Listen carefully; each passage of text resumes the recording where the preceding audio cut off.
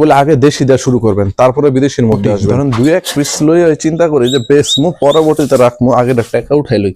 আপনার খামার যদি 1 সপ্তাহ পর পরিষ্কার করেন কোনো সমস্যা নাই। মোটামুটি আমি একটা সেট তৈরি করতে, যেগুলো একটু দেখবেন যে সুস্থ, প্রচুর অ্যাক্টিভ দৌড় পারে, ওগুলো আপনার সবসময় রাখা দেওয়ার চেষ্টা করবেন, যেরকম আমরা সেট আপের ক্ষেত্রে। আসসালামু আলাইকুম, আমি রহিম আদর্স পেট থেকে। সারাদিন পর এখন বাসায় আসলাম। বাসায় এসে আগে সর্বপ্রথম খামারের ভিতরে এসে দেখি 1 ফুটা পানি নেই। কোন এবার যদি সারাদিন পানি না থাকে তাহলে কি হবে? ধরেন কোনো পানিই নেই, এই যে দিলাম সারাদিন পরে দিচ্ছি। আজকে আমার ফ্লেমিশ জায়ান্ট নেস্টিং করতেছে নেক্সট বাচ্চার জন্য। কারণ মোটামুটি আমি একটা সেট তৈরি করতেছি। সেট তৈরি করার কারণ হচ্ছে আমি তো সেল শুরু করবো, কারণ সেল শুরু করার পরে যদি বাচ্চা না থাকে তাহলে ধরেন সেল করা যাবে না। তাই আগে সেট আপ তৈরি করতেছি, তারপরে সেল করার চিন্তা করব। আচ্ছা, কয়েকটা জিনিস হচ্ছে কি, আসলে কিছু কিছু খামারে যেটা হচ্ছে ভুল, এই ভুলটা আমি একটা সময় করছি, বাট এখন আর এই ভুলগুলো হয় না আমার। যেমন ধরেন আমরা মোটামুটি ধরেন 2-1 পিস লই চিন্তা করি যে বেচমু, পরবর্তীতে রাখবো, আগের টাকা উঠাই লই। এইটা আসলে করা যাবে না। আপনারা সর্বপ্রথম আগে আনেন, ওটাকে পালেন, পাইলে আগে বড় করেন, ওটা থেকে বাচ্চা নেন কিছু আগে, তারপর একটা সেট আপ বানান, তারপর আপনি সেল শুরু করেন। তাহলে ধরেন মোটামুটি আপনারা একটা ভালো ফলাফলের মধ্যে আসতে পারবেন।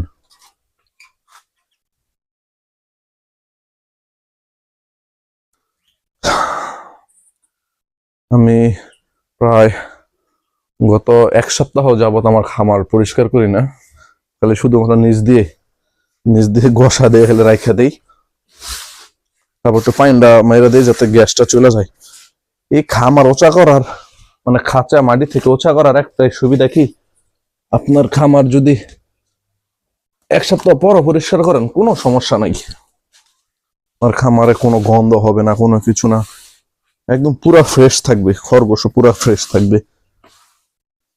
এটা আমি জাস্ট বললাম, চেষ্টা করুন প্রতিদিন পরিষ্কার করার জন্য। যদি না পারেন তাহলে 3 দিন পরে একদিন করবেন,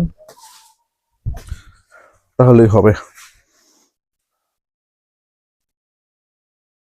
আজকে ফ্লেমিশ তো বাচ্চা দিবে সম্ভবত, মনে হইতেছে নেদারল্যান্ড ডরফার আমার বাচ্চা দেওয়ার কথা আজকে।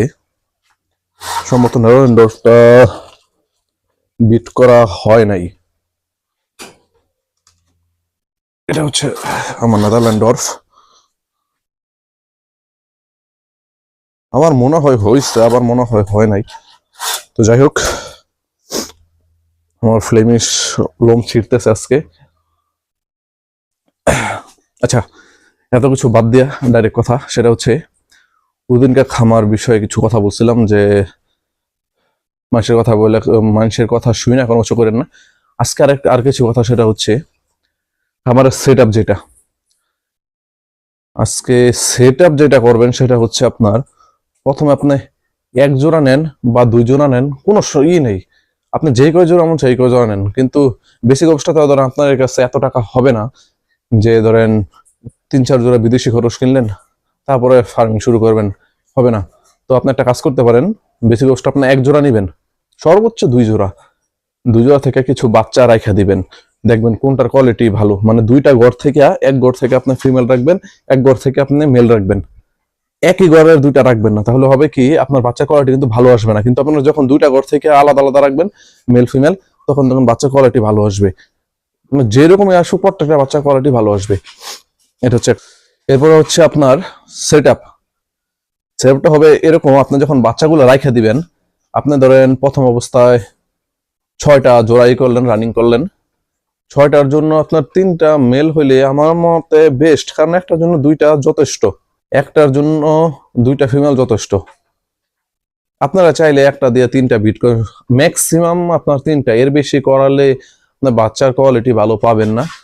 দেখবেন বাচ্চা এক এক রকম হয়েছে, দুর্বল হয়েছে, একটার থেকে একটা হইব আর একটা থেকে 3টা হইব। মানে এরপরে যখন আপনার ধরেন 6টা ফিমেল আছে, 3টা মেল আছে, আপনি মেল 3টার আলাদা করবেন, একটা যে তার একটা না যে দেখতে পারে এইভাবে রাখবেন। আর ওদেরকে আপনি একটু দানাদার খাবার দিবেন। এরপর আপনি বীজ শুরু করবেন।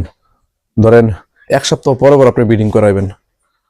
1 সপ্তাহ পরে বলতে আপনার ধরেন 6টা ফিমেল থাকবো, আপনার 6টা ফিমেল দিয়ে ধরেন প্রথম সপ্তাহে 2টারে বিট করাইলেন, পরের সপ্তাহে 2টারে বিট করেন, পরের সপ্তাহে 2টারে বিট করাবেন। এটা হয় একটা। আর একটা হচ্ছে আপনি ধরেন এই মাসে আপনি 2টারে বিট করাইলেন, 15 দিন পর আবার 2টারে বিট করাইলেন, আবার 15 দিন পর আরো 2টারে বিট করাইলেন। তাহলে ধরেন এইভাবে আপনি পুরো বছরটারে কভার করতে পারেন। কভার করতে পারলে ধরেন আপনার আর কোনো সমস্যা হবে না। আপনার যত কাস্টমারই আসুক সব ধরেন আপনার কাছে প্রোডাক্ট পাবে। যখন আপনার কাছে প্রোডাক্ট না পাবে তখন কিন্তু আপনার কাস্টমার মানে আস্তে আস্তে সরে যাবে। এই জন্য সর্বপ্রথম আপনি চেষ্টা করবেন আগে আপনার সেট আপ তৈরি করার জন্য, তারপর আপনি সেল করার জন্য। এটা হবে আপনার জন্য বেস্ট। এখন হচ্ছে কোয়ালিটি কিভাবে বুঝবেন কোনটার ভালো। আপনি খরচ দেখলেই দেখবেন যে কোয়ালিটি কোনটার একটু দুর্বল হয়েছে, কোনটা একটু ভালো হয়েছে। যেগুলো একটু দেখবেন যে সুস্থ, প্রচুর অ্যাক্টিভ দৌড় পারে, ওগুলো আপনার সবসময় রাখা দেওয়ার চেষ্টা করবেন, যেরকম আমরা সেট আপের ক্ষেত্রে। আর যদি আপনি চেষ্টা মানে চিন্তা করেন না যে এটা ওই সেটা থেকে খালি করে দেবো, রাখে দেবো, তাহলে এটা এইভাবে করেন না, এইভাবে এটা আপনার জন্য না। আগে আমি আবারও বলি, আগে দেশি দেওয়া শুরু করবেন, তারপরে বিদেশির মধ্যে আসবেন। আমার তরফ থেকে এটা ধরেন আপনাদেরকে অ্যাডভাইস। আর আমি তো প্রথম শুরু করছি, আমি আগে দেশি বলছি, তারপরে আপনার বিদেশির মধ্যে গেছি।